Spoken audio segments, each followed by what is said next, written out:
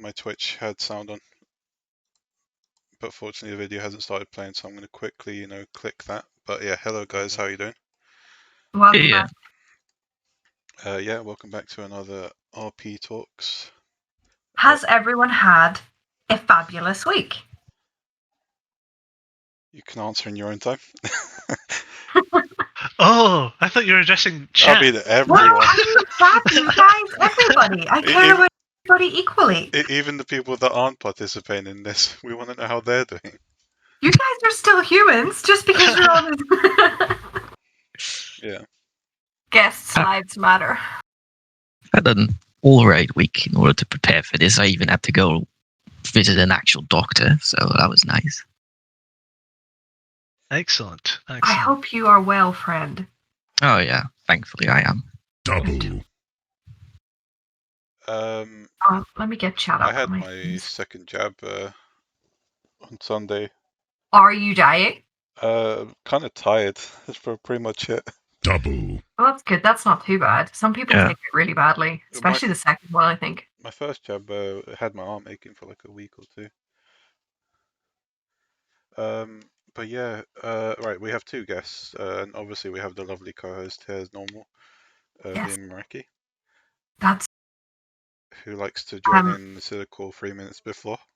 I do, yeah. I'm literally here like 60 seconds before we go live every single week. If you guys knew what a slapdash effort it is behind the scenes, you would honestly be amazed anything happens. It gives me less of a heart attack nowadays, but before I used to be like, is she coming? But yeah, we have two. On his toes, keep me guessing. Yeah, we have two guests. We have Whiskerville and Banastre. Is that how you pronounce it? Banastre is actually. Banastre. Yeah, it's a weird name. That's your name. Look, it's RP No, names. I actually don't. No, I don't. I stole it from somewhere. I mean, sorry. It's your name. You decide how it's pronounced. That's true. That is true. So just elongate it, make it Banana Street. Yeah. That would be much easier for all of us. You joke, but I once knew in character like this street urchin that couldn't actually pronounce names, so she called him Banana, just Banana Man. Banana Man, I like it. It was very adorable. I once had a similar character. Ended up calling Theo, was it Mr. Noodle instead of Nordinel? So maybe we need to have an episode on schools and educating all of these street urchins. Oh, speaking of schools, I really wish that Hearthstone Scholar Months was an actual thing in game. Hey, also, someone in your chat has just made a good point. We're missing our overlay fields. The Discord UI. Okay, yeah, don't worry, I'll pop that up. Sorry, guys. He's trolling. I did it very last minute. I'm tired today. I'm sorry. But yeah, do you guys want to introduce yourselves a little before we go into about healing roleplay? Tell us about your characters and your roleplay experience. I will let my fellow guest Banana Street go first. How gracious of you! Thank you. It's going to stick. I hope you realize that. Oh yeah, I'm fully prepared for this. Honestly, 5 years of RPing him, I'm used to this by now. Yeah, the character is Bannister, but just call him Ban. Actually, everyone does. It's way easier. Let's stick with that. There. See, if you'd started on that, we'd have never got to Banana Street. Yeah, but it makes for great content, so. That's true. That's true. So, he is a doctor. He's not how would I describe him? He's like a mix between a more traditional surgeon and an alchemist. I do a lot of healing through alchemy and herbalism. And recently, he's also picked up the path of pathology, digging through dead corpses, which is always very fun in RP. Great way to make people absolutely think your character is a raving necromancer behind the scenes, which is fantastic. But anyway, he has... How long have I been RPing him? 6 years now as a dedicated healer as well within my guild, Stormwind Investigations. He's a bastard. That's basically all I can say about the character right now. We He's all a need, loving bastard. We all need at least one bastard. Yeah, he's a loving. He's the strict father figure for the guild. I will forever stand up for bad characters and just bad guys in general. Just need them. Need more of them in roleplay. Yeah. Well, Yeah. speaking as a deranged megalomaniac character. Yeah, go take it. Go ahead. Yeah, you take the stage now. Hi everyone. I'm Whiskerville. If you've heard of me, not that you will have, probably formerly a member of the Wheel of Entropy for a long time. Now I've started my own guild, Umbridge Decor, which is an academy for dark magic. I've played Whiskerville for 9.5 years now, and the character concept is basically the second coming of Jesus Christ, borderline literally. And I'm here to give everyone some hot takes on magic that they didn't know they wanted and probably still don't want. Awesome. Still not want at the end of the day. Hell yeah. Which side of entropy are you on? Because I know both those guilds have a Horde and Alliance side. I was on the Horde side. I mean, I was around to supervise like the construction of the Alliance side, but before that ever really took off, I left the guild. I parted ways with the team. But I've been on it since it moved from Guild Wars to World of Warcraft on Horde side. So it's been a journey. And the Magic Academy, they have one on both sides too, if I'm not mistaken. We don't, but we've definitely discussed it. At the minute, the guild's been around for like 3 months, so I don't want to commit necessarily to both sides, but we are definitely open to it. And if your Alliance character wants to be a student, please join the guild. That would be nice. Thank you. What if I want to be a teacher? You could do that. We are looking for Team teachers. member. We're looking for teachers, we're looking for students. If you want to have that conversation with me, please slide into my DMs. Thank you, thank you. No, I don't want to be a teacher. I'm horrible at teaching. Same. That's why I'm the headmaster, so I don't have to. All right. Well, we're talking about healing and roleplay. We'll probably cover a few classes. We're not going to, dive too deep into them because, classes can be a topic on its own as well. So we're basically just talking about the magic they use and the sort of healing, our perspectives on what their healing kind of does and how they function, sort of thing. And the place healing has in roleplay. Yep. Itself, because it can be. I think it's an interesting one. I don't think it's one that you necessarily think about until it's kind of on your doorstep. Yeah, So, yeah, that's definitely true. Just like in game mechanics, you get a lot of characters that are more like damage dealers than healers, or even just tanks in general, like people that are built to take a hit. Yeah, when you're thinking character concepts, normally you're thinking warriors, fighters, adventurers, all those kind of things before you're thinking like medics and doctors and all the other little classes that fall in between. Yeah. So let's go through like the different forms of magic there are, and I probably missed a few here because obviously you got your basic standard ones, but if we go deeper into like lore, you also have stuff like chronomancy and stuff that I guess you consider a form of healing. Reverting damage through time use. That would be an incredibly complex one. It would. Yeah, you could probably host an episode on its own on that, but yeah, I think we are going to go into different magics, but yeah. Whew. But yeah, that's just an idea of how in depth you can get with healing, basically. We all know holy, right? The most obvious one. Yes. Boo. Boo, holy boo. How dare you? Holy is cringe. Your priests and your paladins and all those light wielding folks. The people that's what you think of really first and foremost when you think of healing magical magical methods anyway, is probably holy. But there's also like nature and your druids and your shamans, they do a lot of it as well. That's the two you think of when it comes to WoW. And do you guys have like this own sort of perspective on how they kind of function? Because holy I see as being something like soothing, something easier on the wound than in comparison to nature, where it kind of probably. I definitely have my own sort of take and I guess headcanon on how sort of each aspect of healing works. So how holy is different to nature, to shadow, necromancy, if you want to consider that healing, or reverse healing, I guess.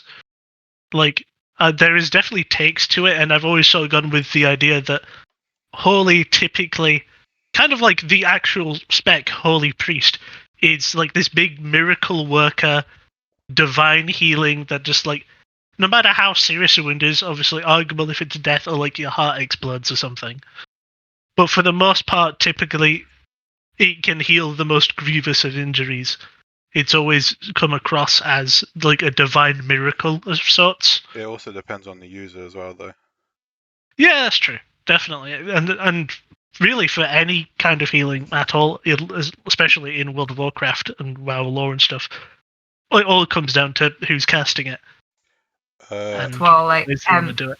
Yeah. Holy is very faith based, so that because I mean it has changed. Like in the past, we've seen like human paladins and priests and things like that. They have obviously got their church, and it's part of their faith and their belief and their religion. Whereas you then had the blood elves that came in and originally were kind of like air quotes stealing it, but it all really came down to, well, you can, if you believe in it, if you can believe you can wield it, then you know it's more of a self belief manifest type thing. And that can probably affect how it comes across. It's a faith-based magic, basically. Yeah, you know. Yeah, that's entirely true. Yeah. And I've seen even within Holy itself, I've seen characters that use it almost like a school of magic, like almost like they're casting a spell, and that's the result of the spell. Then I've also seen other ones that sort of lean it more into those religious roots and kind of do it using some of the actual in-game mechanics, and they will sing like hymns and things. Yeah. And use that to carry the magic because it sort of ties into a lot of the skills, ability names and things like that. I've actually not role played a lot of holy like users, and if I have, it's probably been more like, you know, a ret paladin archetype. I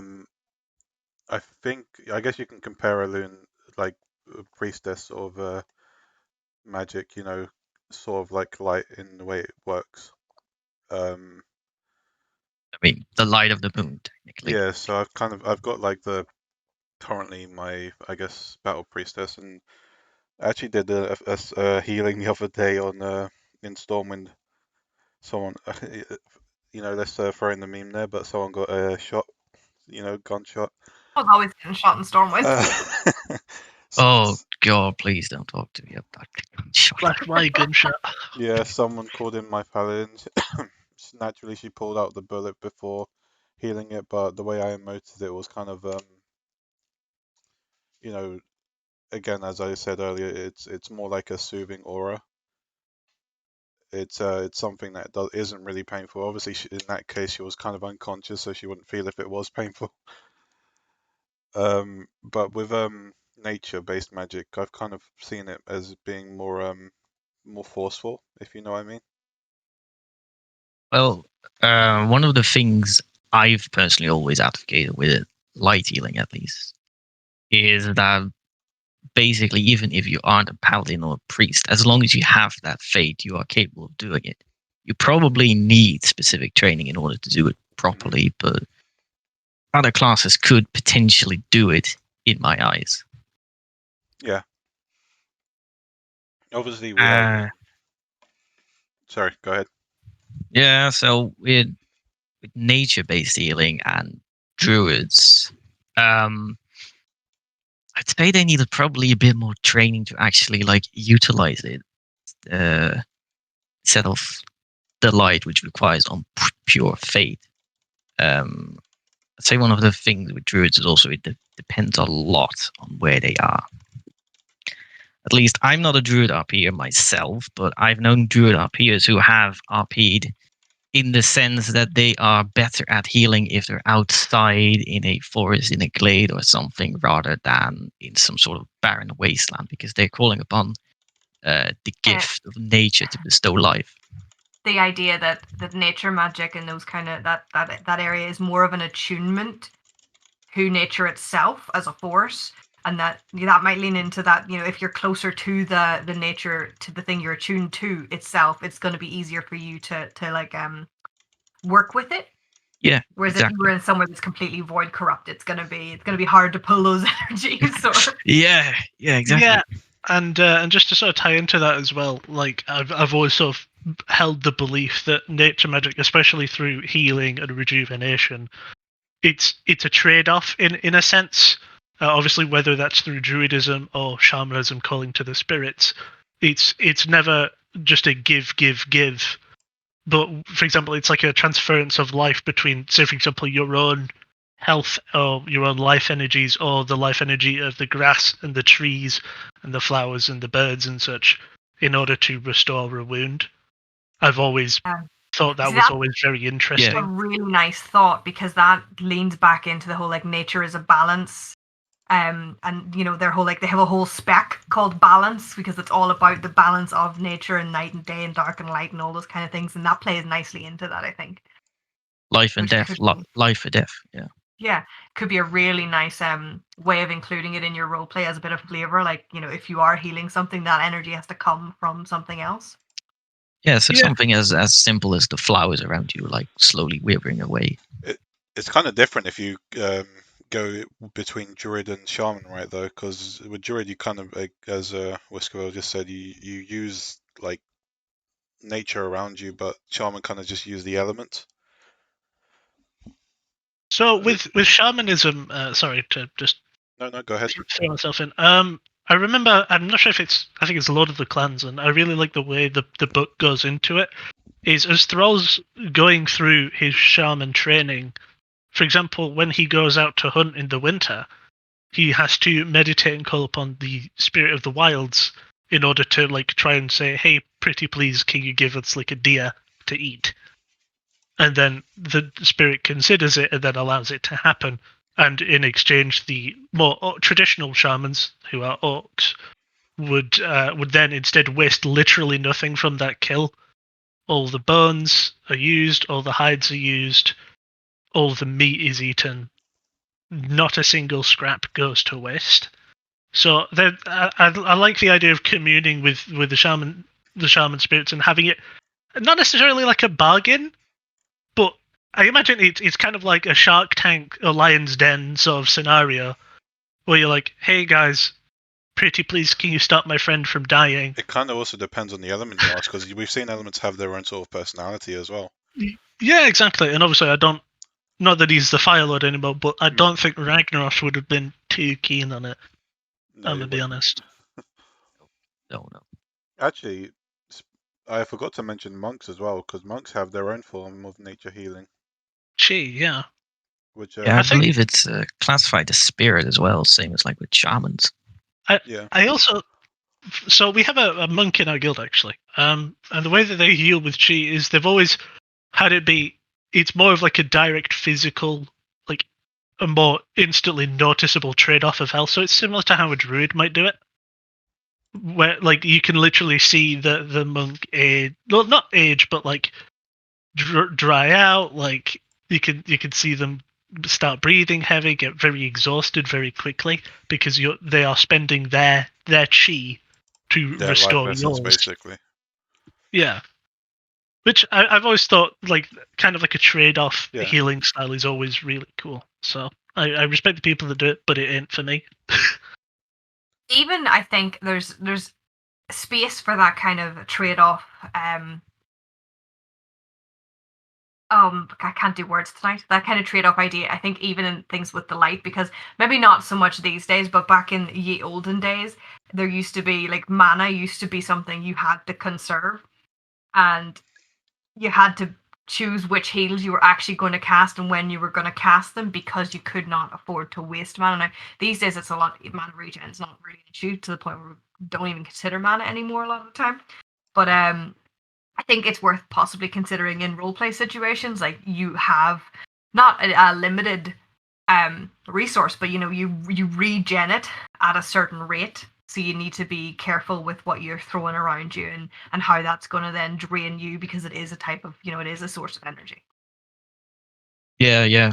I actually know someone in my guild that RPs it that way. They are a light healer, but it does come at a cost. If you heal someone that's on the brink of death, and no matter how strong your fate is, it's gonna tire you out completely.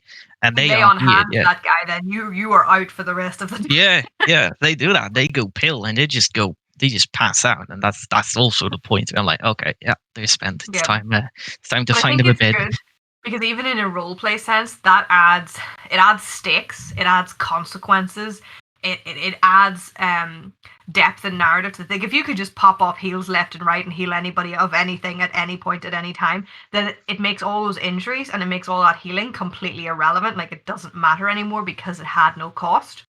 Yeah, and there's So no danger of failing at any point. Like if you are, exactly. yeah, if there's so many wounded and there's only one healer, and you know you're probably going to tire yourself out before you can even heal all of them, then it does Then add you a get sort of into stages where your healer's having to make really serious choices that are going to stick with yes, them for the rest of their lives yes, and and that change who is they are as people. It makes for yeah, interesting that And is there's your roleplay. gonna role play. yeah. There's your character development. Yeah. It kind of again also depends on the character's power level. I mean, obviously we see these are big wig characters though, obviously, but we see Anduin kind of bringing back up a bunch of soldiers in the middle of the fight in Lordaeron. Yeah, But he just Oh he yes, that throws them cinematic. all Yeah. back up, no yeah, problems. just sheds a few Brushed it off, tears, kept raises his fighting. hand to the sky. It, But in yeah, fairness to that cinematic, you see them crawling on the ground. They're not like torn apart and yeah, on the ground. And, yeah, I'm like, on one hand, I'm like, Blizzard do incredible cinematics. Like, I love their cinematics. It's the thing they do the best. But honestly, I'm sitting there as a role player, like, come on, guys, how are we supposed to relate that in? Make that work? it's fantasy really at the yeah, end of the day. But I mean, we're talking about our own perspectives just to like pass it for you Yeah, guys again. At the end of the day, you can roleplay however you want. absolutely. I think we did. I don't know if we did an episode on this or if we just had it as a segment in an episode, but power levels are one of those things where everybody kind of has a different idea, and it's not a case of one person's idea of where the relevant power levels is right or and someone else's is wrong. Not at all the case. It just means that if you want to roleplay at a certain power level, you find the people that enjoy roleplaying at that kind of power level, and the other fella who enjoys roleplaying at a higher power level or a lower power level goes and finds people that enjoy roleplaying at that power level. It's different cups of tea for different folks. Everybody's allowed their own flavor. That's fine. yeah. Completely agree with that. Obviously you then got like the other end of healing, particularly with the Forsaken, you see it like the shadow mending and all that stuff, because if you're gonna heal an undead with holy, it's not gonna go well, is it?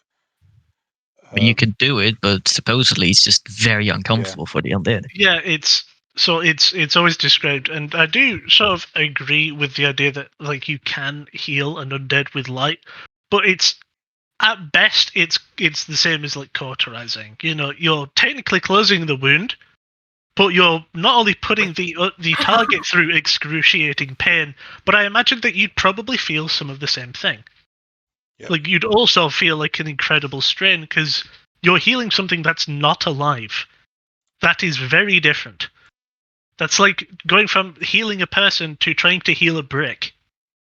that's why Like, it's a completely different ballpark. that's why you got more shadow-based healing as well. That's kind of, I guess, preferred in the Forsaken sort of area.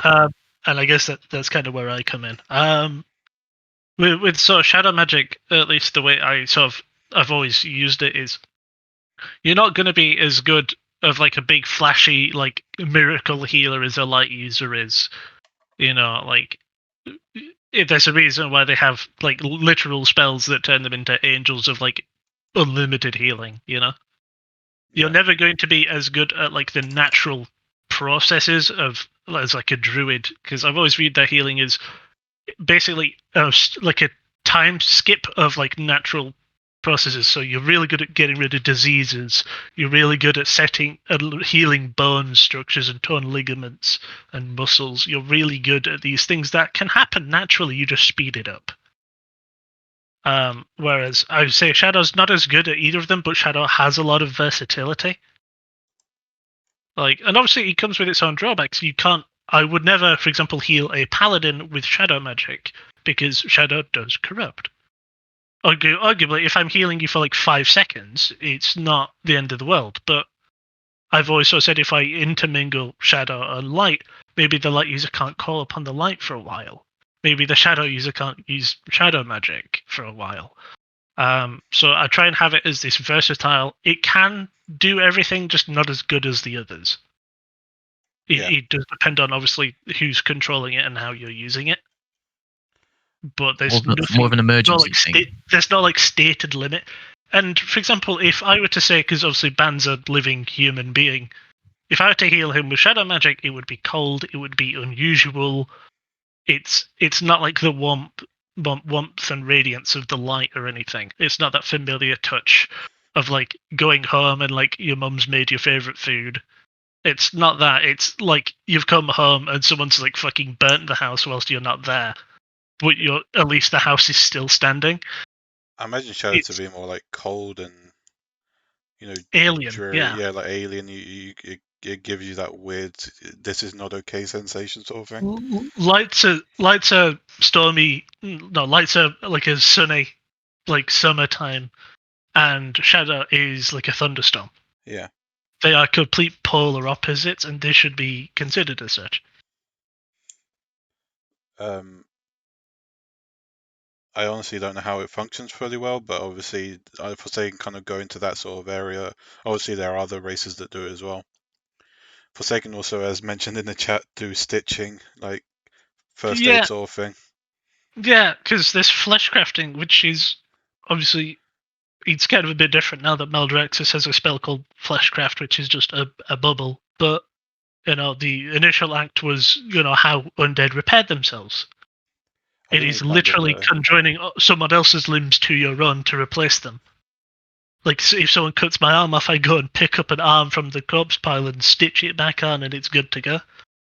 Yeah, because I mean they're not as heavy on the biological processes anymore. They're because you're just animated undead. Yeah. So as long as the parts are there. Yeah, as long as the spine is intact, they'll survive. That's sort of debatable of whether that's shadow magic, whether that's necromancy, whether it's traditional surgery. It's arguably all three. Just in very fair, even if it was, if you're attaching body parts, you've got elements of surgery in there regardless. I know in BFA you come across a party of Forsaken scouts that had been ambushed, and one of them is literally cut in half, but he's still like yabbing away, like gotta go find my freaking legs. So they don't really mind. It doesn't seem to affect them too much. Yeah. I've had it explained by Forsaken RP is that the spine needs to be intact. That's apparently the most important part for the we've actually necromantic energy. I think we kind of actually spoke about it a bit in the Forsaken RP chat topic we did as well. So if you want to know more into it, it should be there. Go check out his previous VODs on YouTube and get him to 200 subscribers. Let's go. Exactly. But then you've got obviously you've got necromancy and fel, and these two magics I imagine are similar in the way they heal, where they steal life essence from one thing and throw it into another. So it's weird because like fel healing just sounds kind of dumb because fel is it's not used with mana, it's used with life force.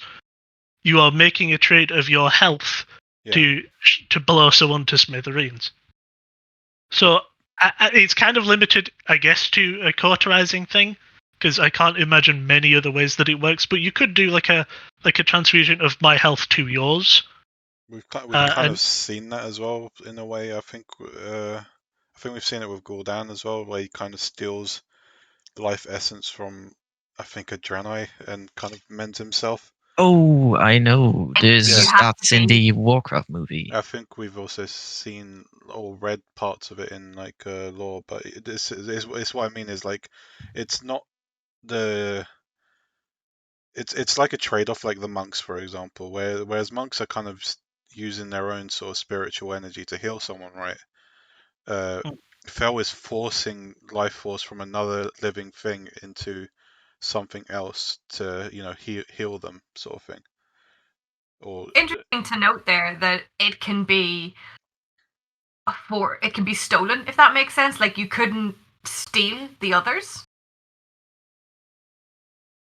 But Fel If by it- nature is like, haha, fuck you. This is mine. Yeah, like he just stole that Yeah, Draenei's life force, yeah. whereas all the other forces of healing kind of require a voluntary effort. Fel's just the school bully who wants the lunch money. I mean, That's all I've learned here. I think you It's- literally have a spell as Warlock. I don't know if it's still around anymore, where you steal health to heal Yeah, yourself. drain life. Yeah, Yeah. drain life sort of thing. Yeah. And the old health stones, the health stone thing that you summon up, that too takes several soul shards, so you would again have to steal health from other things Yeah. to create those.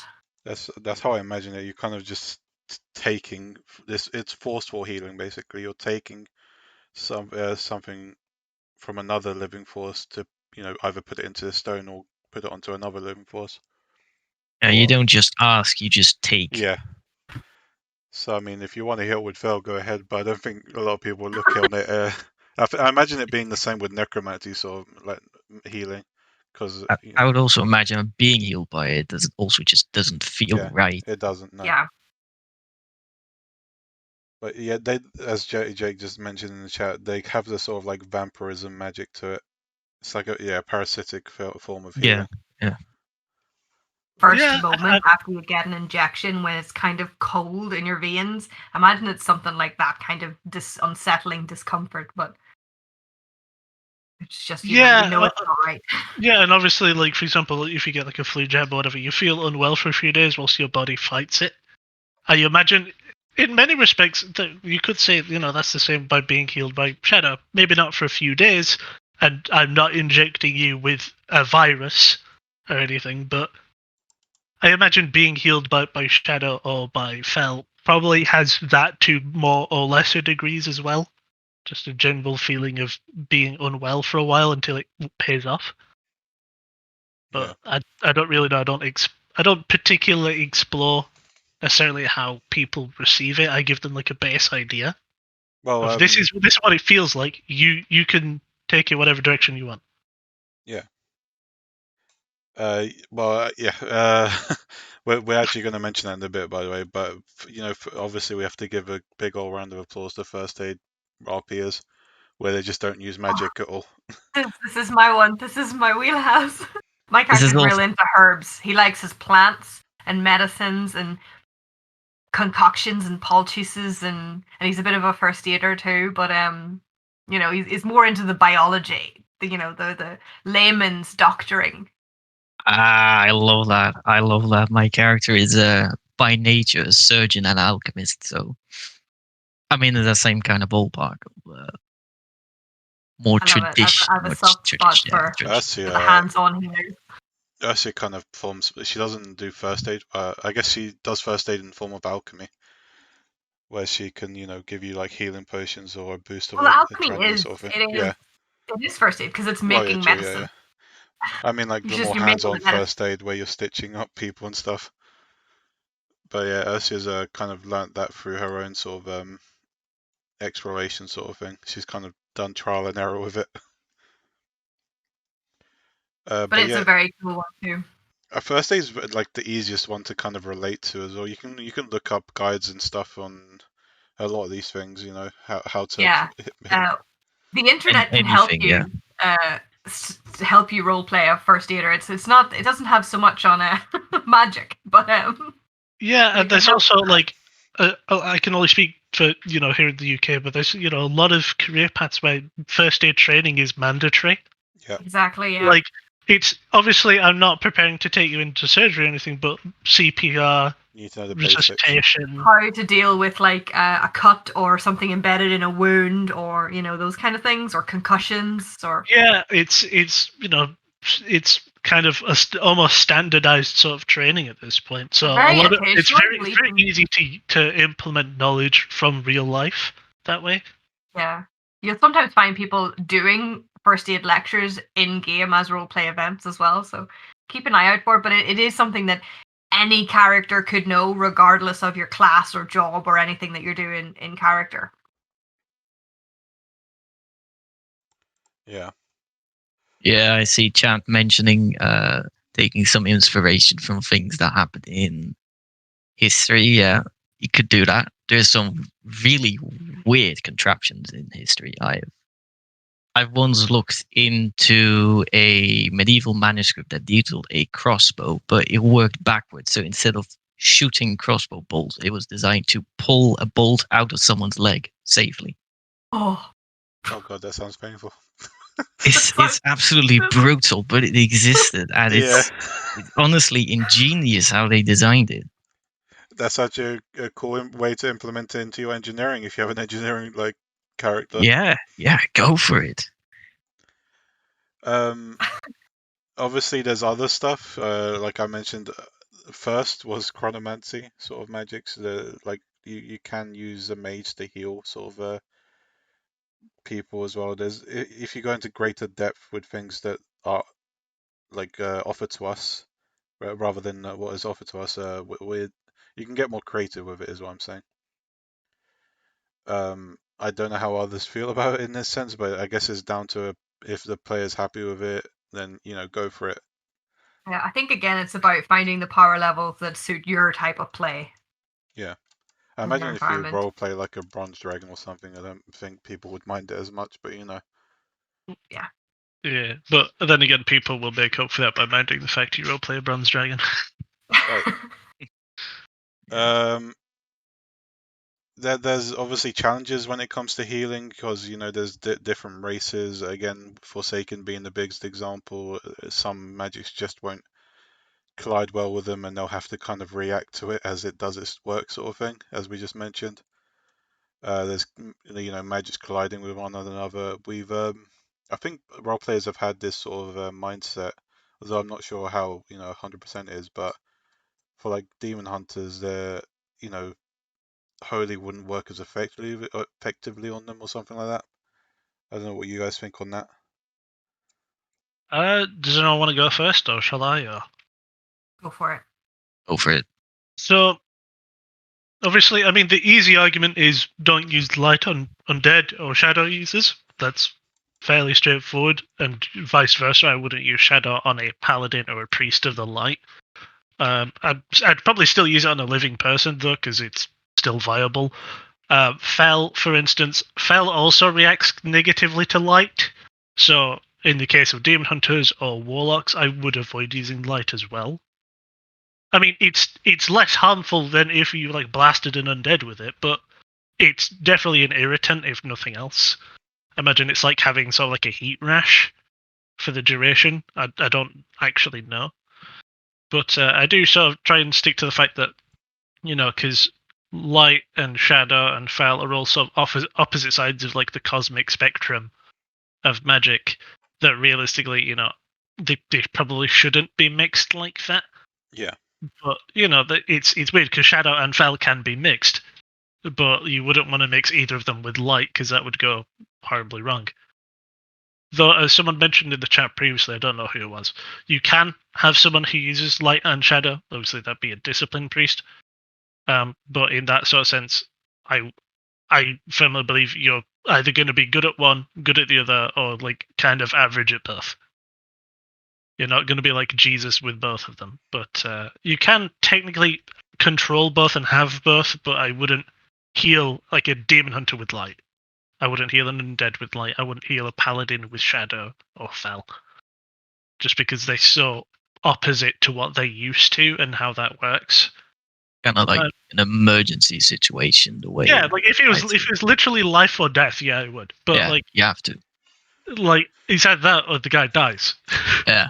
What I So- usually would recommend people is to piece stuff like you're gonna have more chance at leaving scarring tissue if you do stuff like that. If you mix or magics that shouldn't be mixed. So challenges to healing, I think a very big one, at least in terms of my friends that I have, the roleplay healers have always said to me, is what Hidden Titan mentioned as well in the chat. some people don't want all of their wounds to be healed, and can be difficult to come up with reasons why your magic's not working. So I think sometimes the interaction between healer and patient can be challenging when it comes to healing RP. It can also be rewarding. And It can also be rewarding, absolutely, but it can be be one of the challenges, because you could be of the mind that your character is a very powerful healer, and they can fix all of these things, but at the end of the day, if someone doesn't want their character healed, it's very tricky to force that on them, because at the end of the day, you can't write their emotes for them, and if they emote that they're still injured, then they emote that they're still injured. As a healer, I've always suggested or been in the mindset towards others where you kind of do your emote sort of things, and then I sort of pokes them and whisper and say, you can decide how much it's helped you out or not. It's your decision. I've done my part, you do your part, sort of thing, right? Yeah, I think that's the way she gets. She was far too nervous to come on this week, but I think that's the way she gets around it too. Is she emotes her magic, and then she lets the patient decide how much that has helped them, as it were. If it's something big, I think if it's a specific situation where you think your character should be able to achieve a certain result, I would, as we always say, communicate and get consent. Just whisper them and say, listen, here's what he's going for. I think he's strong enough to do it. If they don't want to do that, then maybe compromise. Think of different things that could happen, or say, oh, okay, he's going to be healed, but it's going to leave a scar, etc., etc. Yeah, what I like to do with that is just whisper them beforehand. Like, what do you plan to get out of this? What is the end result you want for your character? Do you want to be completely healed? Do you want to be partially healed? Do you want to have scarring tissue or something, or do you not? Do you want to come out of this perfect? Yeah. And it's helped me so much to just, before you even start, know where you're going. Yeah.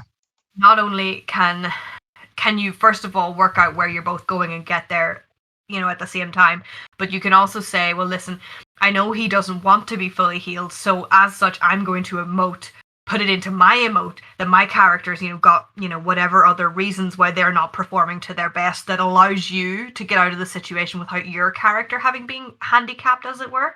Because I think that's what people can often feel like is happening. If they feel like they have a competent healer and yet it's not working, their healing is not working, they can feel like their character has been handicapped by it. But if you communicate, then you can circumvent that. Yeah, and just to quickly mention this, obviously, consequences and difficulties with healing. So obviously, communication is huge, as is communication with pretty much every facet of interperson roleplay. Yeah. Like whether that's just me and you, and our characters hanging out, or we're fighting something else, or anything. We could even be having a fishing competition, I see, and communication is still somewhat important. Communicate and consent. But for me as well, another big sort of issue and hardship is one, making sure people understand a communication of and consequence of timescales. Because if your character's arm breaks, yes, I can set it for you, and I can help you heal it and numb the pain. But then I've also erased any kind of consequence. So usually I try and leave that in, or say I'd still recommend you don't use this as a sword arm for a few days. Give it some rest at least, then see how you're doing. Because a lot of people are like, right, I've been healed, I'm good to go. Immediately throw themselves back into danger, and it's like, I don't think you understand that's how it works. That's back to the thing. If you could just walk in and snap your fingers and make everything better immediately, you've destroyed all possible chance of there being any role play. Whereas instead, you could say, oh, you're injured, here's what I'm going to do. I'm going to heal you, and like you said, you're going to have to rest it. Maybe you have to come back in a week and do some strength tests on it. You can create a whole load more role play from that situation rather than just erasing it. Yeah, and for example, and I know this kind of counts towards handicap-free healing, but other things as well. For example, when people suffer a grievous injury or a fatal injury in roleplay, or something that at least you would perceive as okay, shit, your character's literally going to die. Yeah. Even if they don't necessarily see it that way, it's always worth communicating as well. Is there a narrative reason for you or your character to want to do this? For instance, do you want to try and turn it into a story? Because I've had in the past where I've had guildies who have ended up writing off their characters by having them die. So I at least want to try and make a story out of it, rather than it just be, oh well, I'm bored, bye. But you can do that with emotes, and you can have this consequence of roleplay. Maybe you heal them, but something lay undetected for a few days, and that's what gets them. Yeah. You can work a lot of narrative into any aspect of roleplay, and I think We that's had a criminally character- underdone.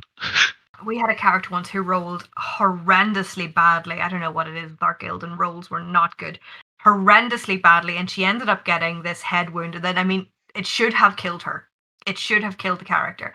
But, obviously we do not kill people's characters unless they want to, to kill them. And she's like, I'm not finished with this character. I'm not finished with her story. I think she's got a lot more to give, and I don't want to kill her. So we're like, okay, so here's what we're going to do. She took this really bad head injury, but she got seen by a medic. They healed it up, and then instead of it killing her outright, we've said, listen, she's got this head injury. She's got like a slow bleed on the brain, so like she keeps, because she's light wielding herself, she can kind of keep it at bay.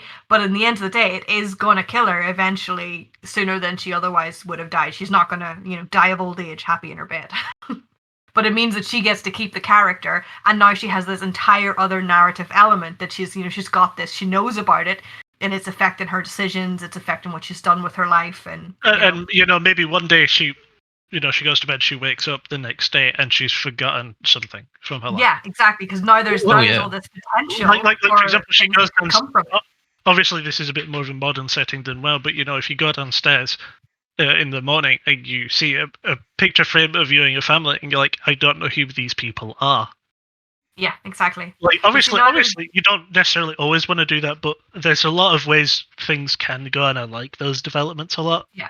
And if you just communicate with people in that situation where originally the character should have died and that should have been it, game over, end of story, now you've got bags and bags more story just because you communicated with them and said, well, listen, let's try and work out an alternative that has more, story for everyone. Yeah, I've had similar things happen, but more in a way that I've seen people who were very grievously injured, but they didn't actually realize, how bad they got their character injured, and so only through communication I was like, look, realistically, your character is in a really bad shape. And I've had this happen to guildies where I've had to be like, realistically, I have to send you off home to recover for like a few days. And we're like, oh, but I don't want to miss tomorrow's event. So through that communication, you can also come to the conclusion of adjusting injuries in a way that still allows them to RP however they want. Because I personally, that might be controversial, but I'm personally okay with just saying an injury is not as bad as it first looked if the player is like, but that's what I want. Absolutely. At the end of the day, you're rolling numbers, and we're here to role play. It's not about the numbers. They just give us an idea of where we're going. They give us an idea, like a random chance element. They help generate story, but at the end of the day, it's not about the numbers. It's about the story, and the goal we should all be aiming for is creating role play rather than cutting people out of role play or stopping people's ability to role play. Yeah, so if exactly. you can narratively work it, that you can create role play and keep people involved, that's always going to be the better option than the numbers. Would you look at that? We're talking about consent and consequences again. Free week. yeah, but it is a very important topic. We have a whole video on it, chat, if you want to go check out the YouTube channel for the whole hour and something of us going consent and consequences. Maybe I should just put it as like the main video that shows when you look at the channel. It's like the basis for RP, That is the channel name, Fusecraft on YouTube. We're trying to get him to 200 subscribers. Thank you. By the way, he's not being paid for this. Yet. Unfortunately, I do not have money. Get the Red Shadow Legends sponsor. Oh god! If you perchance are watching this show, I'll do some shilling for money.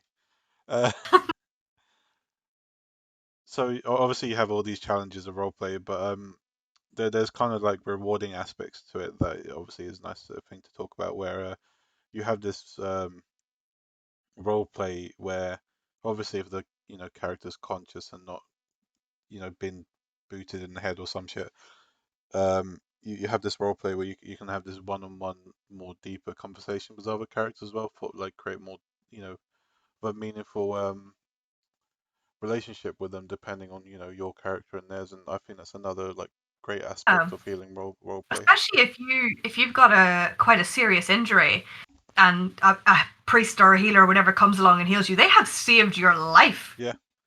Oh, That yeah. person has. You got to go out and buy that person some flowers at the very least. I've had people give my character gifts for saving their lives. I think one of the funniest one is I got like an entire leather bag that he could store all his surgical knives in because he saved the guy's life, and he was like, "I just want to thank you for that." I thought that was really nice. It is, and it's those little things that make the whole thing come together, and they make it just all feel so organic and atmospheric and real. Those little touches. Yeah. Yeah. It can form. It's also not just for like healer patient interaction, but even healer between healer. You have this sort of like bond between them, and you can share these like conversations or trade methods. All these things. Healing roleplay offers a lot that some people tend to I overlook. love cooperation. One of the things I love doing on my character is the more complicated surgery. Like, say someone's shot by an arrow. My character is really good at pulling out the arrow. And what I like to do is, if there's people available, I'd like to grab like a druid or maybe a priest and say to them like, "Look, I need to cut open their leg and pull out the bolt. Can you put like a mild healing spell on them to like soothe them, sedate them while I'm doing this?" And you can create these really good little touches of being on this scene together and like exchanging ideas of like, "Oh, this is happening to the patient. What do you think? What do you think is happening?"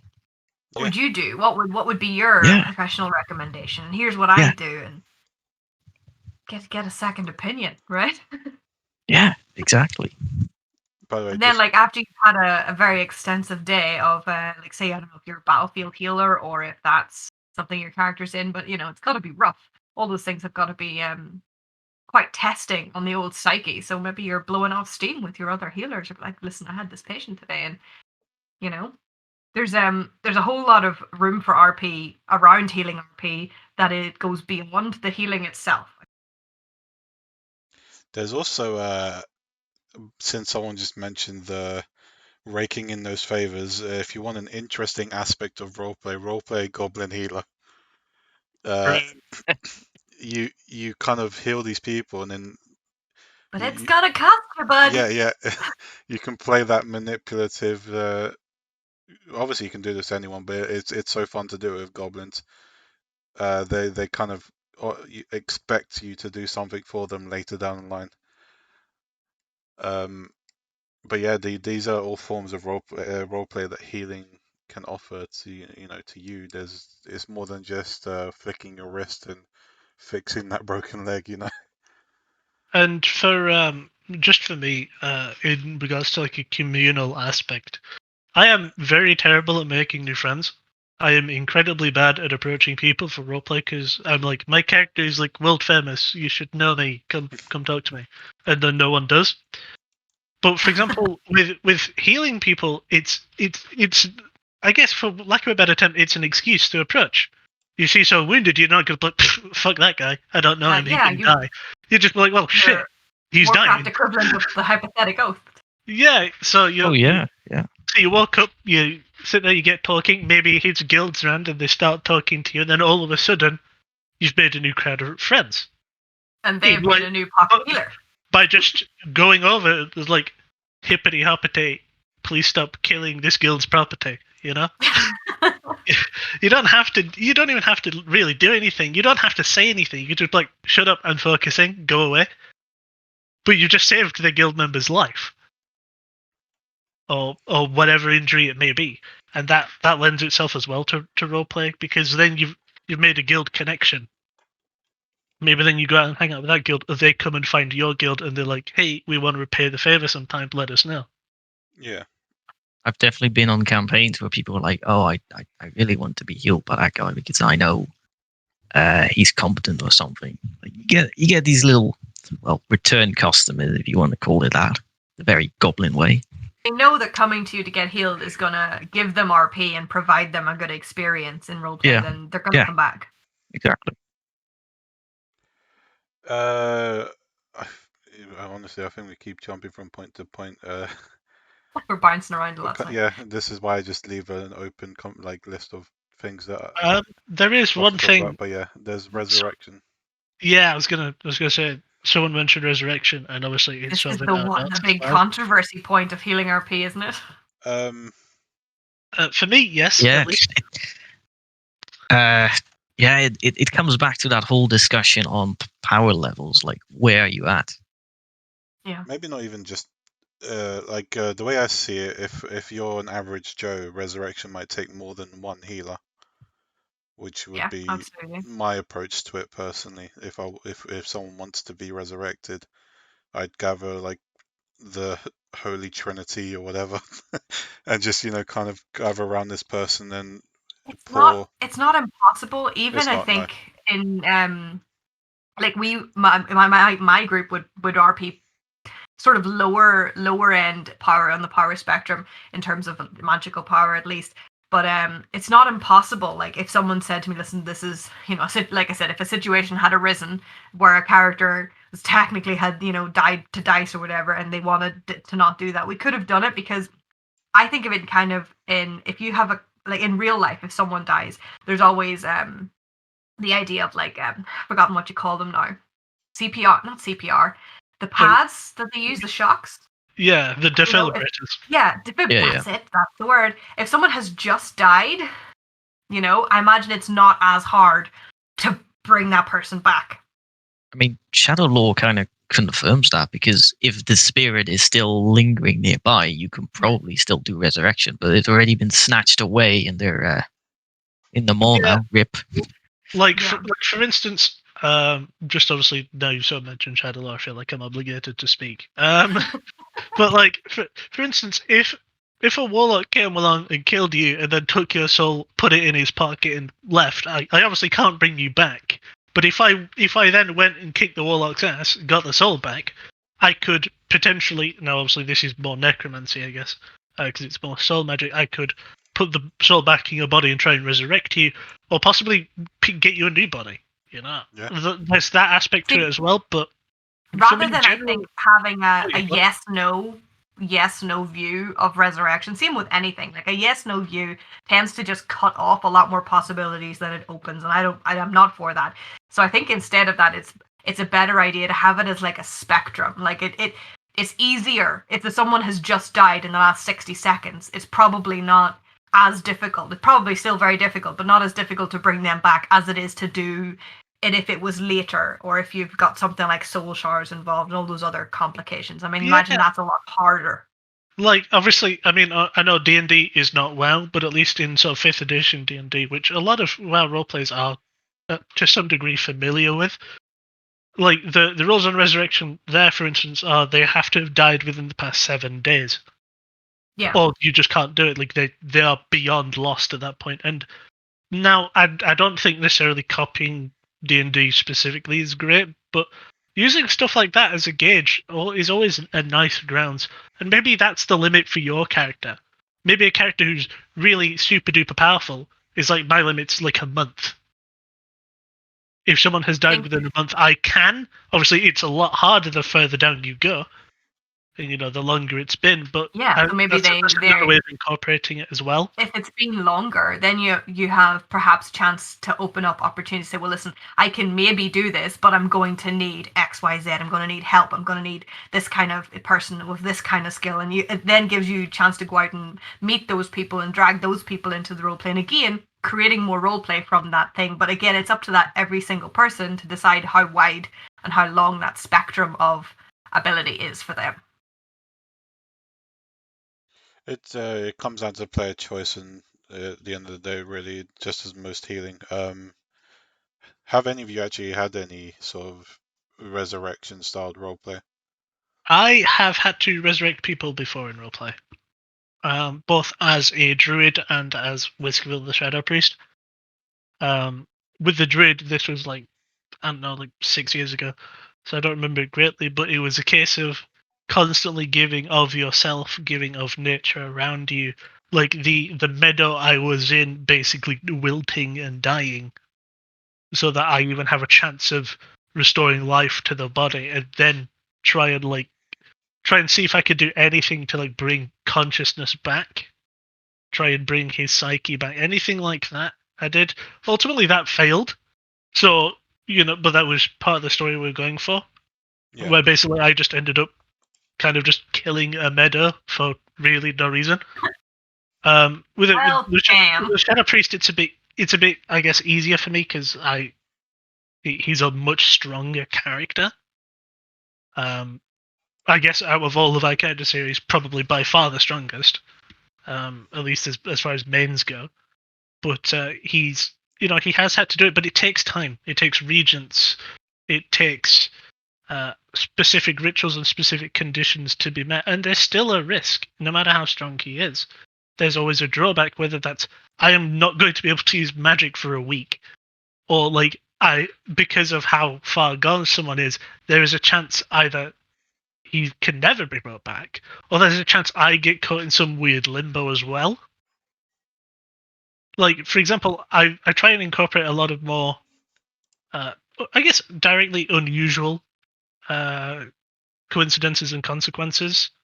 Yeah. Like, for example, if I try and reach a soul who's clearly far gone, but is like still within the theoretical limit of what's possible, and then for example, I'll genuinely roll for it sometimes, which I know using WoW's roll system just means I'm gonna roll like a 13 and die. But like for me, then for example, maybe Whiskey is just like I can't use magic like that for a while, or Whiskeyville needs to rest himself. Maybe Whiskeyville loses consciousness and is kind of comatose for a few days. That's again a very good point, and it pushes back to that consequences are important for actions because they give them stakes, they give them meaning, and it's important that when you're making those consequences, you come up with something that creates RP, that allows your character to be put in a position where they maybe have to do things differently, they maybe have to make some choices, and it adds to the RP rather than taking them out of RP, or cutting anybody off from RP. You can create consequences that create RP rather than limit it. I've been in that sort of role play myself as well with Resurrection. I'm just recalling now. Ursula was still kind of brand new at the time, I guess. I went into a campaign. This mage teleported our group into the middle of the battlefield for no reason, and she ended up with several swords in her back. Obviously, she's there bleeding out on the ground. We had some form of roleplay where several priestesses, had to work very hard to kind of bring her back from the brink of death, sort of thing. It made for some fun roleplay. Formed some long bonds there as well with the whole rewarding stuff behind it as well. But I think that's the kind of area I kind of go to, as I mentioned earlier. It takes multiple people to heal a grievous wound like that, unless you're some like really powerful character, That's like me. Hello. Yeah. Well, I mean, it's up But to you, right? but even then, Whiskeyville has asked for help in the past. Yeah. Like, even if it's just like someone helping him with like the prerequisite, like setting up rituals and making sure all his reagents are gathered and everything's in the right place. Even that, like, for example, one of my guildies right now is a demon hunter, and honestly, a demon hunter is not going to help me resurrect anyone. But like having him help, like fetch stuff, making sure it's in the right place, and just like generally, like I guess in a more like traditional surgeon sense, just having someone hand over the scalpel, hand over like the tongues or anything like that. Yeah. Like just that kind of involvement helps, even though it seems rather minuscule. That's one, more roleplay for more people, and two, then it's not like my character is just carrying the entire thing. Absolutely agree with that. It gets more I people find, involved yeah. as well, really. It gives more people something to do. I think I saw someone mention their own sort of bringing like 2 healers into a situation, and you have the one person, one interaction from one, but you kind of want to involve everyone. You have the sort of other person, as Whisker said, handing tools maybe. You can It make just the more create people you can yeah involve, the better. And another way for doing that is like, for example, if I'm resurrecting you with shadow magic, obviously that's taking all of my time, all of my focus, and all of my power to do so. So even if it's just someone who has comparatively very little shadow magic, just be able to funnel that into me.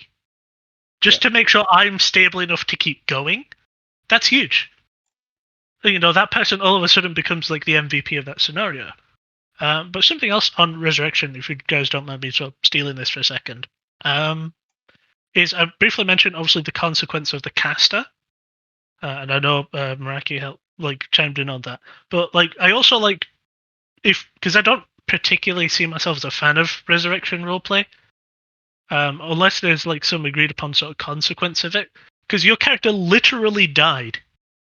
That you can't just get away with it scot free, in my opinion. There has to be some kind, not necessarily physical damage, I've got a scar where someone slit my throat or something, but your memories aren't going to be the same. There's a reason why Forsaken don't feel emotions to anywhere near the same extent as a living person does. It's Gotta because mess you up. being dead ruins you. Your sense of everything is just shot. So there should be some definitely psychological, possibly emotional, spiritual consequence for the person being brought back. Otherwise, well, there's no consequence. Your character just died and then got up again. From the most And serious you're thing, that's boring as hell. if you're gonna have a consequence for breaking your leg, and it's definitely got to be some kind of blowback from that kind of thing. But that probably also depends a lot on when are you resurrecting them. How long ago is it? Is it Yeah. If it's like an hour, maybe I could see them maybe not remembering much of it. But if it's like a long time, I would definitely Even if expect some it's mental just trauma. if it's just almost immediate, you kind of have that near death experience type thing where even if there's no lingering physical effects or memory loss or anything like that, they're still going to have that kind of, they're going to be shook by that. That's going to be some trauma. And even if that's not some weird explicit changes to your your psychology or your memory or something, maybe your character starts to see things in a whole different light. Maybe to reevaluate their whole life choices. And then, for example, if I had a character who was, I don't know, let's just say a general, not like a military general, but a general foot soldier, right? And then they'd die, and then an hour later they're brought back. He'd be like, "Fuck this, I'm retiring." This shit's scary, bro. You guys don't know what I know. So there's that as well, but there's a lot of ways it can go. For instance, one of the ones I had is if someone dies to a wound, say for example, they were burnt alive, or well, I guess not really alive because they died, but you know what I mean. If someone's burnt, obviously you need to be able to repair the body as well and heal the body, so it's not just this charred chicken wing. But then you could also have them even if they don't have necessarily any psychological differences, because the body's been through so much, they have to learn to reuse it again. Maybe it doesn't feel quite right. Maybe it's like a prosthetic. Yeah, if you're in a coma for a long time, you have that anyway. Where you have to basically relearn your body and how to walk and how to write and all those kind of things. Yeah, it's a long time, especially the impact of knowing I've missed months, maybe even years of people's lives and events around me. Yeah, nothing I know still exists or something like that. And for example, maybe now this is a bit of a weird one, but because there's obviously no kind of supporting evidence for it. But for example, one of the ways I've seen it done in a more creative way was a character's depth perception changed, because so this was not necessarily a case of resurrection, but of basically putting someone's soul in a new body. But because that body is like 2 inches taller, they suddenly become very clumsy because they're so used to reaching a certain distance to Oh grab yeah, something, and now they're I can see punching that. it off the table by accident because their arms are a bit longer, and it completely fucks with that character. Because the smallest of changes, because like 2 inches of like body height is like nothing, But something like that and getting used to it all again will take months because you've lived your entire life a noticing the certain fine height. motor skills. The muscle memory. Yeah, like if you know that your arm is a meter long, for example, if it then becomes a meter and 5 centimeters, that changes how you have to use your arm because it's different. You're not like you could if you set like on your desk right now. If you're in a place where you can perfectly reach your cup of tea or whatever, now with like you know the exact motion. If your arm is 5 centimeters longer or shorter, you suddenly have to stretch, or you don't have to extend it as much, and it feels alien. It feels unusual. And I like those kind of more subliminal changes as well. I'm a really big fan of those. Yeah. Okay. I think Sorry, I've just realised no, I've it's fine. derailed. Like I said last week, we had Esmera almost just do the entire RP talk for us. You just have good. Yeah, Can't knock that. we've kind of been over the majority of things. So I guess we'll go on to questions. If anyone has any questions, they can ask them in chat. I'm going to have a look at Twitter quick and Discord because we had one question Jake thrown in dropped there. one in. Yeah, Jake dropped one in Discord, and that was, what do you think who do you think should ultimately get the final say on the effectiveness of someone's healing outside of the DM's combat environment, the healer or the recipient? And do you think there's a reasonable cap on effectiveness that any one person's healer could manage? I'll sort of take this one, at least from my perspective first. Like, for me, it's the same as damage. Recently, we had an issue in my guild where two characters were having a spar, and like because someone read into an emote a bit differently, they emoted the damage as being far greater than what was actually intended. Mhm. So there's a lot of confusion there, and obviously, Can happen very easily. like whilst for example, if it was say person A writing the emote, obviously I think in some scenario they should have more say because they know what was intended. But like I don't know person B's like weaknesses. For all I know, they have like a genetic issue that makes their bones softer. I don't know. I don't think that exists in WoW, but it could do. Not everyone is built the same. But the same goes for healing in a sense of I think a healer should get the way to set like this is what should happen. This is like the area of happening I'm okay with. And then it's up to the recipient to decide where in that ballpark they want to fall.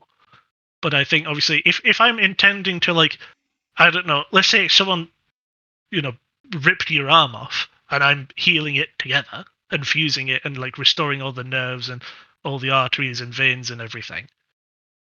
Like, and then you're like, nah, it doesn't work. I'd be pretty annoyed. So I think if I set an example of here's how it should work, here's like a grey area I'm happy for it to be put into, and then the recipient's like, I could pick anywhere in this grey area, I'm totally fine with that. Yeah, So, the best solution is to discuss it together, as we talked about earlier with communication, and have something that is like acceptable to both the healer and the patient.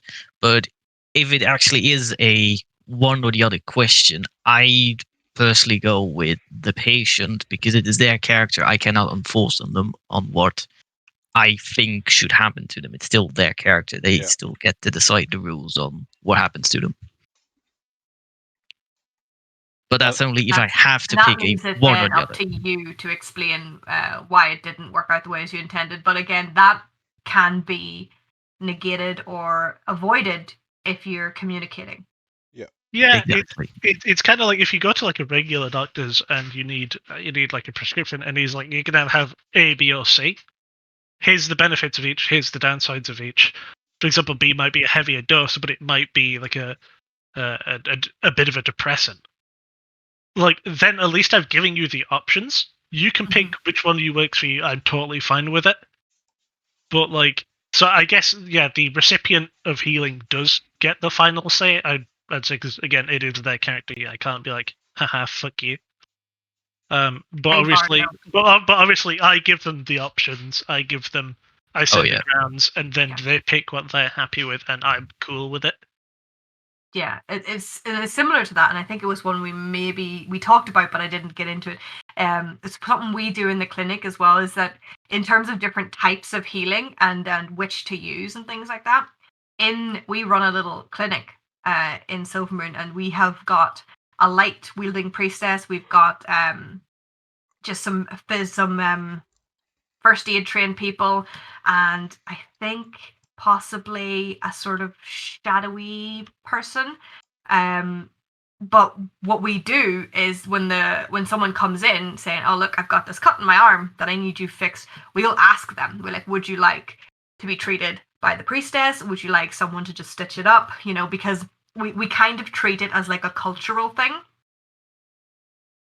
So like different people are going to have different preferences. Like obviously a Forsaken is not going to want to be healed by the light if they can at all avoid it. So we kind of treat it as a cultural thing, and we let the patient decide what method or means they want to use.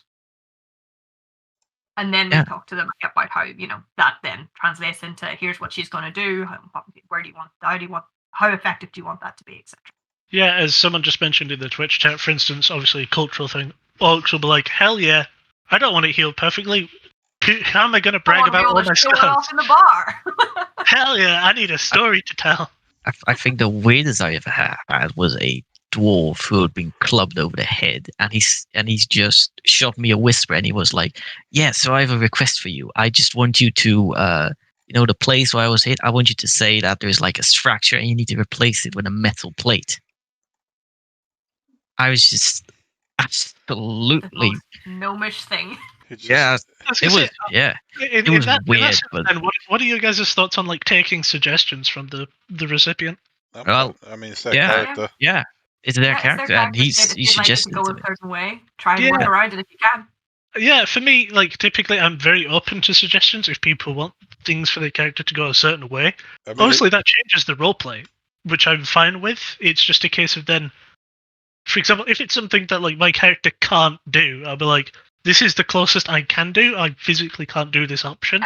Yeah. I mean, you're limited within your character's own ability. As long as they're not asking me for anything weird, I'm fine with it. Yeah, if it's exactly like, that. In terms of like, if it was like a battlefield, obviously your character's maybe not getting as much of a choice. They get healed by whoever happens to be there in whatever way they possibly happen to heal them or whatever. Again, always ask OOC for consent. But I think everyone in that situation knows that there's a slightly different demographic. But if you're in a city and it's it's a different situation, then absolutely, there's a cultural aspect to be looked at as well, and some people might prefer different ways. I disagree with keeping it as all I see. By the way, as someone just mentioned that, I think you really need communication in these sort of things. Because if you don't, I think the keep IC line does tend to cause more problems and toxicity than it's actually work. It on the surface might sound like it's a good idea, but it generally tends to only protect toxic behavior. It can lead towards some predicaments. Obviously, communication is needed, and in this particular case, I think it's definitely needed. Yeah. And I mean, we're not saying that you have to detail the entire scene out in OOC Whispers before then repeating yourself in /E. Not at all. Just shooting someone a whisper and saying, "Listen, what do you want to get out of this? What's your end goal?" And then taking that information and turning that into roleplay, so that you're not negatively affecting their character or their story in a way that they don't want, and that they're not doing the same to you. Yeah.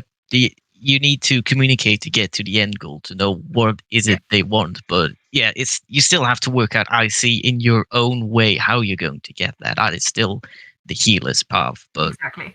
And I mean, your RP, the actual way it comes out in your emotes and your says and the actual roleplay story, that's where the flavor is, that's where the atmosphere is, that's where the story is. the technicalities shouldn't ruin that at all. It's just random, like one-line question, pretty much. Is it how much do you want your character to be healed, and then they just give you that answer, and then you just roleplay out. It doesn't have to be anything complicated, really. Yeah, Yeah. and you can even just say on a scale of 1 to 10. Yeah. Like, pick how successful you want this to be. Obviously, that scale varies differently depending on the actual state of the injury. If you cut your finger, I think we can all agree that like a paper cut can just be healed. Yeah. Or can just be ignored. Like, you know, if you've got like a massive gash on your leg, your arm's been burnt by a fucking mage or something, or whatever, then, you know, like, say like, hey, I could, in theory, heal all of this perfectly fine. How do you want it to go? Do you have like an idea? Like, because I've had people before say like, I want this like maybe 70% healed, so I can still sort of roleplay that it's healing still. I was like, you know, that's perfect, fine by me. Yeah, exactly.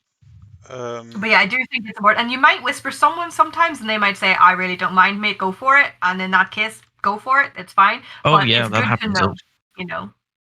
That way, you're not stepping on anybody's story, and you know everybody's here to have a good time at the end of the day. So the more we can do to facilitate that, the better.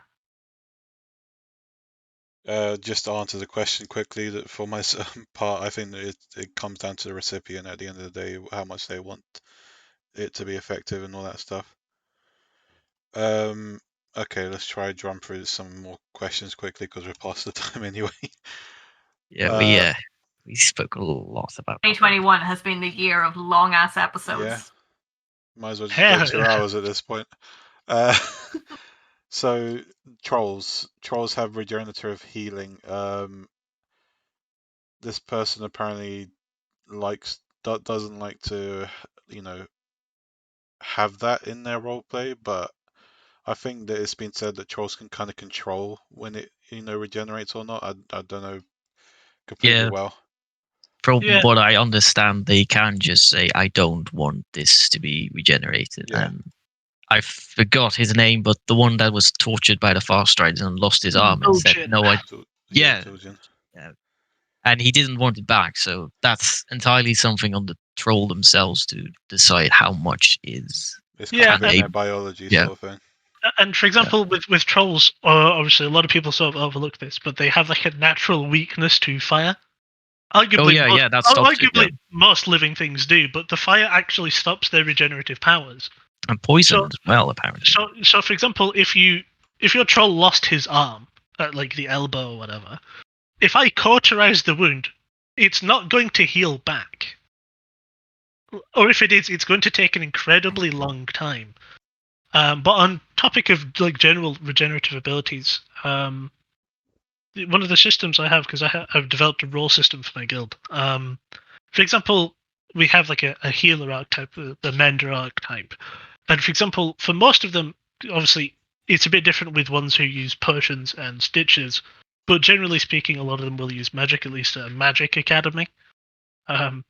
So, for example, because they're constantly prepping this healing magic ready to go, they naturally regenerate a small amount of health each turn. Because if you constantly have your magic ready to go to heal someone else, whilst you're not sending it out to other people, it's probably just semi-dormant in you until you send it. So it makes sense that as long as you're not healing someone else, you passively regenerate to an extent. Yeah. And I'm fine with it being in other characters as long as it's, you know, justified. Like if your character comes out at birth and like is just impervious to all harm, that's kind of dumb. But if your character has a legitimate reason to be able to regenerate, go for it. I have you know that my character was born with bulletproof skin. Okay. I think we kind of answered the power progression sort of thing. How long do you usually let your character heal for? Do you like to take a realistic amount of time, or do you tend to hasten it for the sake of RP ability? Totally personal preference. It's preference. Yeah, Preference. personal Straightforward, preference. really. If there's stuff that events coming up or stuff that you want to do and you want your character to be healed, then work that into the roleplay. Like have them healed magically, but then maybe they have to take get top up healings or take potions or something like on the day-to-day basis to keep them mending as they go. If you want to be more realistic about it, you can have them take some time out and then you can work out what you're going to do with that time out, but it's entirely up to you, the person playing the character. For me, it comes down to personal preference. Usually I'll be like, Swiggity Swooty, your arm is healed, but don't use it for a few days. Mm-hmm. But sometimes as well, for me, it kind of depends on the type of magic. Because I'd argue the light is probably the fastest type of magic at healing. Whereas natural, so shamanism, chi, druidism, these kinds of things take time. Like, for example, if I was healed by a druid, I'd expect that injury to heal over a matter of hours or days rather than minutes. Yeah. And I'll factor that in. Obviously, not everyone does that, and not everyone wants to, because imagine having consequences.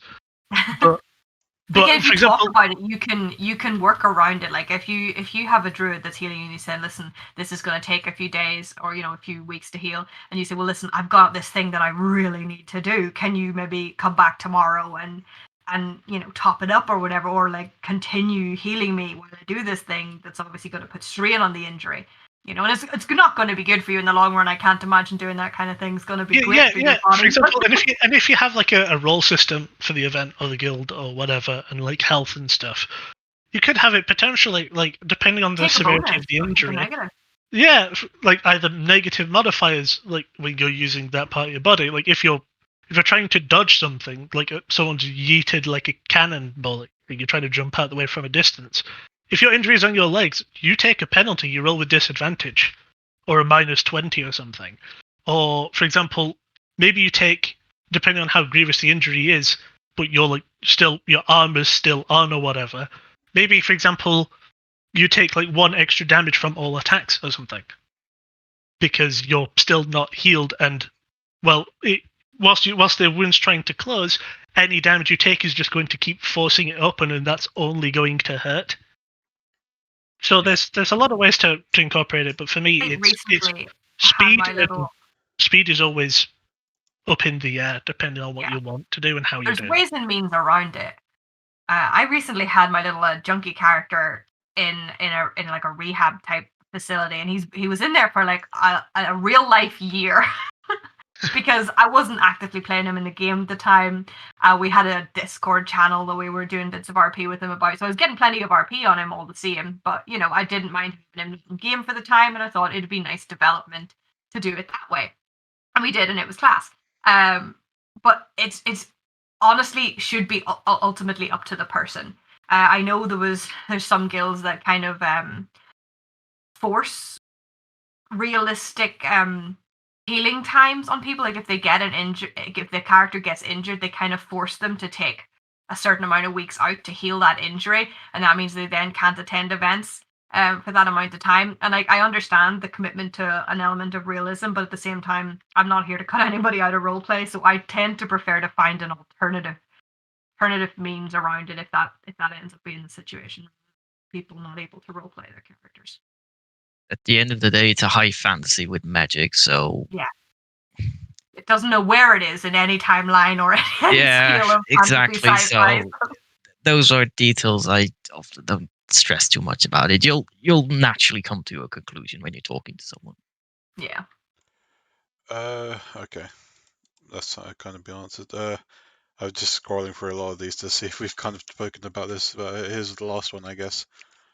As someone who loves healing but has no real knowledge of what they're doing, how do you get around that while still providing an immersive and satisfying healing RP for both parties? I tend to just hand wave and say magic did it. Because this is me, and I can't take anything and not turn it into a huge big fucking string of plot. If I had a character and I wanted to roleplay a healer, but I didn't know the first damn thing about healing, which would be accurate if I decided to roll a healer, I would probably try and find a character that is an accomplished healer in game and ask them to like take on an apprentice or teach them, because then you get that whole learning experience role play and all the experiences that come with it, which will then help build that character as well as build their knowledge and build your knowledge at the same time, while showing you all this like prime examples of awesome healing roleplay. That's how I go about it. I was about to suggest the exact same. So There's also just to add Take to the that. problem and turn the problem into roleplay. WoW has been around for quite a long time, so there's several guides you can probably find on whatever class you wanted to roleplay as a healer. And obviously, Absolutely, as yeah. stated, first aid is kind of a real life sort of thing, so you can kind of go into the internet and find out, how to heal something. Yeah. Or jump into one of the Discords. We have a bunch Yeah. of the Discords listed in our Discord. If you're playing a particular race or class or anything like that, jump into the Discord for that area, and then just ask them, is anyone in here role playing a healer at the moment, and could I trouble you to talk about how you go about it and how I might go about it. If you wanted to jump in with a healer that's already a competent, accomplished person in their own right, do a little bit of research within the community. I'm pretty sure anyone who role plays a healer in the community would be happy to talk to you about it. or even just a note on AA, like just on the archives. I'm just in character note. I'm in need of some assistance or something. Yeah. So Or many drop options. it into RP Talks itself. We've got an RP discussion channel, and if you drop it in there looking for some healer role players, give you some advice. Yeah, I'm sure you'll find someone. I guess that my advice is a bit less practical than your guys's. But for example, what I did when I first started learning like healing roleplay is when let's say classic comedy, someone comes up to me, they've been shot in the knee with an arrow. Oh no. Obviously, the main thing is removing the arrow. But for example, asking them, like, just straight up ask them, hey, is this all the injury is? If so, here's my intended outcome. Like, if I could, I'd want X, Y, Z to happen. How do you think I should go about it? Because chances are, if the person's received the injury, they know more about the injury than you do. Yeah, and they probably already have an idea of where they want it to go. Yeah, so and for example, and going back into a previous conversation a bit, like, they know what they want for their character. So they can also say, like, well, actually, maybe your character's not as good. Like, I'd be happy with, instead, like, having my arm in, like, a splint for a few days. Like, I think you're like, okay, cool. So just to confirm, you want X, Y, Z to happen? And they'll be like, yeah, sure. Or they'll be like, no, maybe tweak it a bit. And just have that person go through it with you. There's no harm in asking. And if there's anyone out there who's like, get fucked, I'm not telling you, don't heal them. Yeah. Simple as. Just tell them to get bent. Because it's a waste of your time, it's a waste of theirs. So ask people if you're not sure. Obviously, if there's anyone that you look up to in roleplay or anyone who you know does it, just ask them. Communication. Like, there's, it's a community of roleplayers. Like, there's nothing to be afraid of. But if you do want to try and make it more immersive in your remotes and stuff, just you can focus less on the actual what it's supposed to do, and you can build just as much immersion in that emote by talking about the sensations they might feel from your magic or the process. For example, are they under anesthetics? If you're a traditional like surgeon, like, are they out cold or are they awake? Have they been numb to the pain? Are they able to see what's going on? Are they delirious? Like, it's there's a lot of things you can focus on other than I perfectly like surgically reattach your kneecap to your shoulder. Yeah.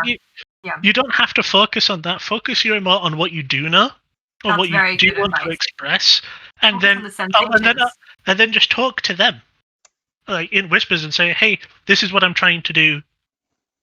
Are you cool with it?" And you don't have to name all the bones and point out which ones are joining to which ones and how the flesh and muscle is mending. You just need to say what it feels like. Give them an idea of the sensations, or if your character changes, does your character glow or light up or have any visual changes to them while they're doing this magic? Yeah, focus more on describing the scene rather than like the mechanics of it. Nobody Because- really needs to know which bone's joining which bone. Yeah. That's Yeah, not conducting yeah, roleplay. because like if you think about it from like any kind of DM's perspective, if it's an event, if it's a tabletop session, I don't care about the exact particular size of every stone slab on the floor. I don't care what stone it's made of or what kind of like tree the chair was cut from. I don't give a shit. I just want to know what's in the room, and I want to know what it looks and smells like. Like, if my character had like some fascination for the chair, I'd like go up and do like a like a perception roll or something. But like, you don't need to focus on the mechanics of it. Yeah. And never feel pressured to do so. If you don't know something, you don't know it. Sure, you can go and look it up. Obviously, there's plenty of sites and resources and people who can help you, but you don't need to focus on trying to convey something you don't know how to convey. Focus on the It's a good one scene. as well, because I think a lot of people overlook your that- senses, and I always find it when someone puts it in their emote, it's always quite endearing to me, because I'm like, oh yeah, what am I smelling? What am I, what is it feeling like? Is there any sound to it, Because those Yeah. things are more relevant to what your character's actually experiencing. But yeah, for example, because your emote is something that should be visible or notable, you're not going to emote in a monologue in /E. Because no other character has a way of knowing what your character's in a monologue is. Yeah. Unless they're reading your minds, but that's only them, and then you just. I'm always torn about that one, because I can understand that inner monologues, so it's not something that can be perceived or anything like that, but sometimes some people just have some class inner monologue. Well, a lot of my emotes are very sarcastic. Like, do you know, like /peer, how it's like peers at you searchingly? I'll just be like, is peered at searchingly so? However, he does not notice. Yeah, Exactly, right? And it's I'm well known in my guild for these sarcastic counter emotes, but like, seriously, when you're constructing an emote, you're trying to build immersion. Immersion is built on the scenery. It's built on what you hear, what you smell, what you can sense, what you can tell by looking at things. It's not like, for example, if you ever read like The Lord of the Rings, it doesn't tell you the exact intricacies of literally everything at all times. It just paints a picture, and it's a really beautiful picture. You don't need to try and turn it into like some weird like science documentary. You don't need to go over the top, like, and I'm probably going to be calling out a few people here, not by name, but by people who just do those 6 paragraphs of emotes just to say they've taken a seat, I feel very targeted. To be fair, Healer does. She's known for paragraphs. To be fair, paragraphs are not just her taking a seat. They tend to be her doing a whole bunch of stuff. But she does write quite chunky paragraphs. I love them. So I'm like, I'm sitting waiting for a fucking story. And it always delivers. What I mean by that is it's not what is expected of you. Role players aren't going to expect you to write a novel for them. Some people do, some people don't, but some people can roleplay in a paragraph a beautiful scene. Some people can make just as beautiful a scene in a single emote. Just know your audience, know what the other person wants. And know what's comfortable for you, right? Exactly. It really depends on you and your kind of role play and what you're comfortable doing and what you can do. Like for me as a creative writer, like I hate this as a writer, because going through school, and especially like English and literature, if I could answer something in 3 sentences instead of like the 3 paragraphs it wants, I will do it in 3 sentences. And sure, I will be technically right, but I won't get the marks. Your teacher would be like, "Where's the other 3,000 words?" Yeah, whereas now, like with emotes, that's perfectly acceptable as well. Because, for instance, if you're with someone who's unconscious, and then your emote is like, you can vaguely smell bacon, the air is a bit humid, and you can feel magic vaguely against your leg, that's perfectly fine. They're unconscious. How are they going to fact check you ideally? Like, they can't. So you don't need to build this essay to set a scene. And learning to balance long emotes and short emotes where they're needed is fine as well. That's a skill I've learned over the years, but no one's expecting too much of you. You don't need to worry. Yeah. We're just here to have fun. It's a hobby. Yeah. So whatever feels right to you, just go with that. Yeah. I mean, if someone has a problem with it, they're probably the problem. Yeah. But I think that's it. Otherwise, if there's no more questions in the chat, you I don't guys see any can. on Twitch. I don't have access to your Discord, so. But I mean, it's scientifically proven. If you join our Discord, you become like Percent cooler. 90% more cooler. We have very different. In that case, I'm going to scroll up and look at the Discord link in the Twitch chat and click and join immediately. And There whilst you you're go. at that, please click and join www.youtube.com/c/Fusecraft. Please hit the subscribe button. Yeah. Thank you. How are you paying? I'm not paying him. Get this man to 200 subs. Go. I don't care if you don't watch any of his videos. Just subscribe to him on YouTube. All right. Well, you guys can show whatever you want. So I'll just let you guys pick who goes first if you want.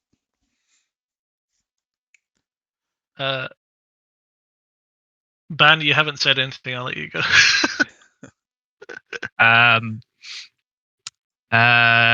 500k gold, and I'll say whatever you want. Chat, go. Oh. No. I'm going to plug next week the Grand World Tournament in Pandaria. I believe there's already been a lot of advertisement been done about it, but I'm just going to do it all again because it's going to be fun. It's going to be great. There's going to be markets. There's going to be games several You can days. come down and see our bar, even if you're not on Horde. This is your one and only chance to come to our bar. If you're Yes, cross faction. And there's still spots open for everything but the jewels. So go check it out. And I'll I'm gonna fish and out I'll I'll quickly plug my own guild, Stormwood Investigations. If you have a medic you need to park somewhere, well, we might consider it. So Yeah, apparently they don't just stick in Stormwind, as their guild would say.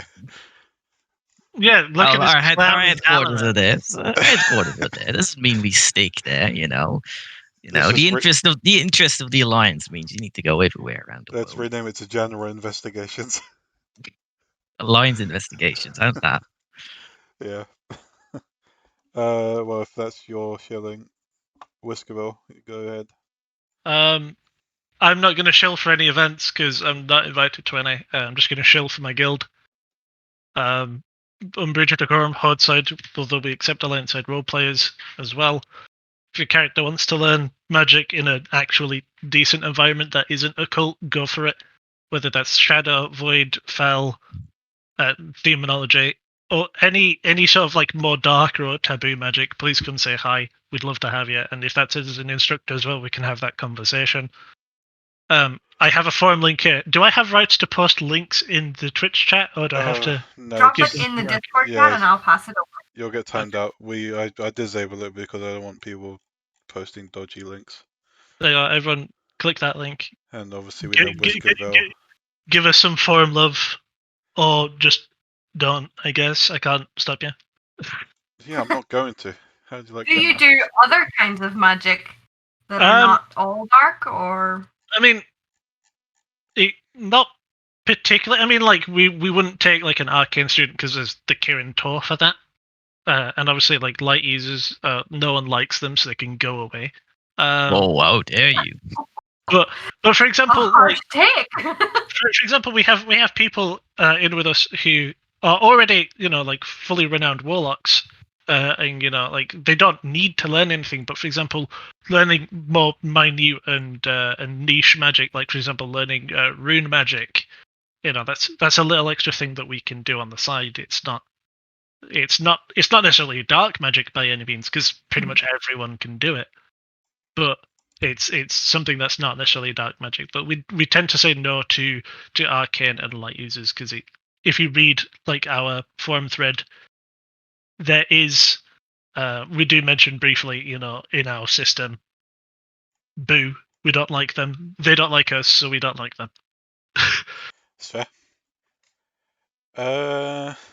Meraki, shilling. We're going to be, most of our next week is going to be taken up at the World Tournament. So I have nothing planned beyond the World Tournament because it's kind of consumed the whole month. That's fair. But come and see us at the tournament. It's going to be good. That'd be great. We'll remember to bring our potions, I promise. I promise that. I'm going to take next week off because I'm brain dead. Plus, it'll give me a chance to plan more on the charity thing I'm going to want to do, and maybe a second talk show. I don't know if I'm going to rope Meraki into it, but there's been some interest in OC sort of talks sort of thing. So we're bringing people and talk about their characters, their method of, character creation, just talk about people's personal roleplay more, Ongoing spotlight. He hasn't told. He keeps doing this. He drops things on me in the middle of our. This has been mentioned in for like a week I or did so. see a mention about it on your Twitter. Yeah. Someone asked for it, so I was like, you know what, maybe I'll do that. It seems like something fun. But again, I don't know if Meraki will be with me because Meraki has a life and I don't. I have a lot of balls in the air, friends. We'll have to see if we can make it work time wise. Otherwise, there's the usual. If you're not following me on Twitch, follow me. If you're not subscribed to me on YouTube, subscribe. You can also follow me on Twitter, where I don't know what I post anymore. I just post stuff. What? I post shit. It's true, he does. Exactly, yeah. If you want to follow me on Twitter, it's there. Join the Discord if you're not in it yet. You can, be with other like-minded role players, talk about roleplay, maybe participate in RP talks in future. Up to you. RP talks in future, be that to shill an event, to shill your guild, to talk about any other topic of roleplay, any race, any class, any other, aspect of roleplay that you feel passionate about and you feel like you could talk about, go and fill in this form because it dumps all the answers into a tiny little spreadsheet, and then every week me and Fuse take the topic chosen and fish out whoever wants to talk about those things. Yep. There's also still the coffee donation thing. I'm almost finished paying off everything. So I mean, if you want to help me out, there's a donation thing there. Otherwise, I believe that's it. I don't have anything else to show. We're going to be back at the start of June. Yeah, I think Meraki poked me and suggested we do. Actually, you probably explain it better. Yes. Okay. So Spotlight Night is the first Thursday of the month we do Spotlight Night, and the next episode at the start of June is going to be a Spotlight Night. Instead of doing a guild, because we've had so many people apply to the through the application, mentioning like recurring long-standing events that they're running, we think we are going to take an episode, get a couple of different people on, maybe like 4, to talk about those recurring events that they'd like to promote in place of a guild. Yep. And I think that'll be quite a cool thing to do. It could be another thing we could do for Spotlight in future as well. It's also a little nod towards the hows and methods and means of sustaining like those kind of recurring long-term events as well. So it could be interesting for that. Yeah. Otherwise, yes, that's it. That is it for now. Thank you guys. Thank you two for joining. And again, thank you, Meraki. No worries. Thank you very much for having me. I appreciate it. Can we give a round of Thank you for having us, yeah. for being a great co-host? I wish. But then we'll have to cancel it for only being here 2 minutes before start. So listen, I have pros and cons. You get what you get. Yeah. All right. See you guys. Thank you very much for having me, guys. Bye.